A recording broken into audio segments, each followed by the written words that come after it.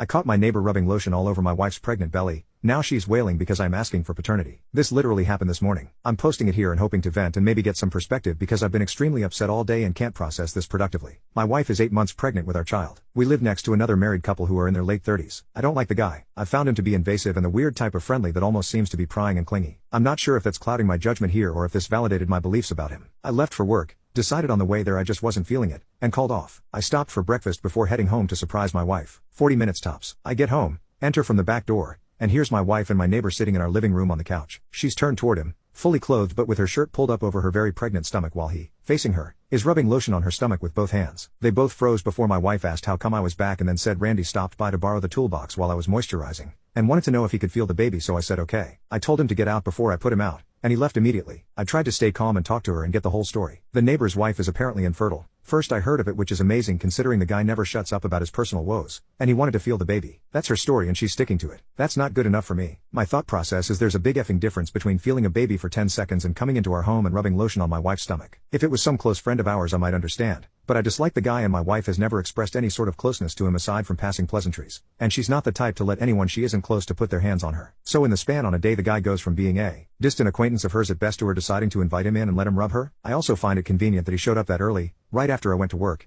very shortly after his own wife also left for work, and he's never coming over asking to borrow anything of mine before, yet 9:30ish in the morning and he urgently needs a toolbox? I don't believe my wife. This is the first time my trust in her hasn't been strong enough. I don't believe her story because it makes no sense. When I told her I'd be mentioning this to his wife, she was adamant I don't, as not to make more of it than it is. If it was innocent, what more is there to make? And even if nothing more is going on, I'm not okay with what I've seen. I'm not okay with him rubbing my unborn child in my home without me there. I know it's her body and her choice, but I'm not okay with this. It'd be one thing to feel the baby kick, but he was sitting reclined, comfortably on our sofa, rubbing lotion on her with both leaning into their private conversation. I'm trying really hard to figure out how to express the fact I don't believe her story without causing stress that it'd be dangerous for her or our baby. I don't want to pick a fight with her at this stage of her pregnancy, but at the same time my mind is spinning and I'm not cool with what happened. First update, I spoke to friends, and stewed for a day. My wife stuck to her story, apologized for making me uncomfortable and assured me it wouldn't happen again. Randy decided to leave a handwritten note in the mailbox specifically apologizing as well. I still didn't feel better, and the consensus was that I should speak to my neighbor's wife, who were going to call Sally, so that's what I did. Watched my neighbor leave for work, then called my mother-in-law to come take my wife for lunch and a girls' date so she could get out of the house. I left as usual for work, called off again, and went to stay with a friend. Got a text from my wife around noon telling me she was with mother-in-law and would be back by dinner. Went home and knocked on Sally's door. Randy decided to tell Sally I kicked him out and caused a scene about not wanting either of them speaking to us anymore because I was pissed about him helping my wife. Come to find out both Sally and Randy have been going over to my house while I was away busy for the past few weeks as my wife had approached her and asked if they would be willing to lend a hand with chores she could no longer do alone. Sometimes Sally went over and did small tasks or just hung out. Sometimes both, sometimes just Randy. My wife told her I knew and was fine with it, and that's why she was confused when her husband told her his bullshit about me being mad. She showed me where she texted my wife, has her number, not mine, to clarify and ask if she was welcome over and my wife hasn't replied, and since I don't often see Sally or socialize with them she just assumed her husband was telling the truth. She also admitted that she noticed Randy and my wife becoming fast friends and figured it was due to the pregnancy, but thought it was his way of dealing with their own inability to have kids so she wrote it off. I told her what I walked in on. I told her about the tools, which ended up being bullshit too. Came to the same conclusions. Both cried. Both hugged for the first time. Both took turns denying and accepting and talking each other down. Took a walk around the block together and conspired. She planned to call Randy at work and say that my wife messaged her confessing to the two of them having an affair, and seeing what happened. Went back to my friends. Started having major panic attacks thinking I effed up.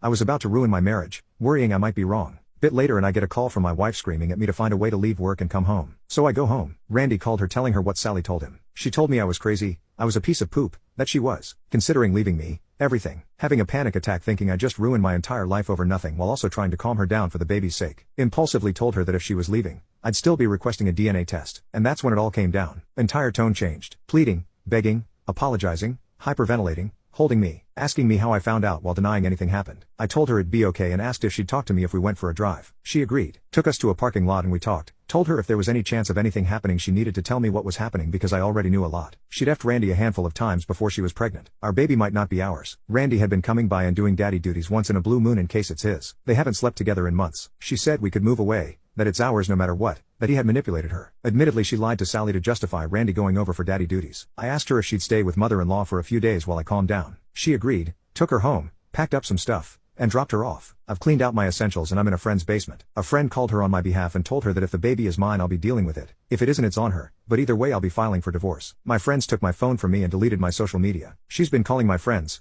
told her to F off. I spoke to my boss and he's been very understanding. Last I heard from Sally, Randy hadn't been home and stopped responding to her calls and texts. I have nothing left. In less than a week my life has fallen apart. The only thing keeping me here is the small chance that baby is mine. I have nothing else. I woke up today disappointed I woke up at all. I've never felt this alone, and I haven't accepted any of it yet. I'm praying for the first time in my life that I can stop feeling this way and find strength. Final update. A week after my last update my soon-to-be ex-wife had our child, which I was at the hospital for. I'm the father. The first few weeks after my last update were extremely difficult, with family/friends on both sides adding to the drama. Thankfully, I've had an overwhelming amount of support from not only from the vast majority of people I know in my personal life but from all of you as well. My wife and I agreed to sit down and discuss things after she was discharged, in my friend's basement with my friend upstairs in case I needed the support. She came over, and we basically said everything we needed to say. I exploded and said a lot of mean poop, most of which I regret, some I don't. She spent the whole time apologizing and begging me to take her back and give our family a chance to survive everything that happened. Went on for about an hour like this until I accepted that there was nothing left to say and I have zero romantic love for her anymore, and she accepted that we need to focus on our daughter above all else. We're agreeing to figure out a custody split amicably, and to eventually co-parent more actively together when wounds heal. But our marriage is over. She has the potential to be a wonderful mother, but she failed me as a wife, and my sole focus right now is how to get myself mentally to where I need to be the best father possible. We plan to eventually sell the home, but right now I'm staying in an apartment. Sally is leaving Randy. He's apparently staying with his mother, and still refused to speak to Sally directly. According to her, the last thing that was passed along to her is that he understands what he did. He's sorry he hurt her. He loves her and won't contest a divorce. She's struggling to handle everything and lacks a support system. So we're developing a friendship, mostly two wounded people leaning on each other, and I'm doing my best. She plans to start therapy too. And no,